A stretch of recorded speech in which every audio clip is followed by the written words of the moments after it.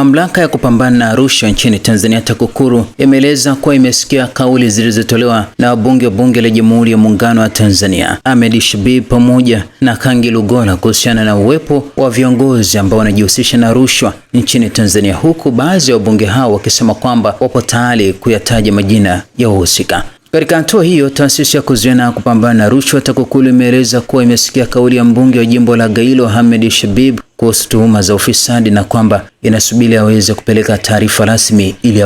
ili waweze kuzishughulikia. Hatua hiyo inakuja ikiwa ni siku mbili baada ya mchango wa Shabib na Kangi Lugola katika Bunge la Jamhuri ya Muungano wa Tanzania jijini Dodoma kuhusiana na masuala ya ufisadi, wakichangia hotuba ya Rais wa Jamhuri ya Muungano wa Tanzania katika ufunguzi wa bunge, ambapo wabunge hao walidai kwamba nchi bado ina mafisadi wengi wanaokula kuliko inavyodhaniwa. Katika hatua nyingine, mkurugenzi wa TAKUKURU Crispin Chalamila akizungumza na Mwananchi Januari 30, 2026 aliweka wazi kwa taasisi yake iko tayari kuzifanyia kazi hoja hizo zilizozungumzwa na wabunge hao kwa wajibu tu wa kiraia na kizalendo. Shabibu atakuja TAKUKURU ataeleza rasmi hizo taarifa pengine kuliko namna alivyofanya. Kwa hiyo tutamtafuta atupe hizo taarifa kama taasisi, na kama hatotufuata sisi tutamfuata atupe taarifa alizonazo tuzifanyie kazi, alizungumza katika kauli hiyo. Mbunge huyo wa jimbo la Gairo Ahmed Shabib alidai yuko tayari kuwataja mafisadi hao kwa majina, huku akionya baadhi ya wasaidizi wa rais kuacha mipango ya kuwania urais mwaka 2030 na badala yake wamsaidie Daktari Samia Suluhu Hassan.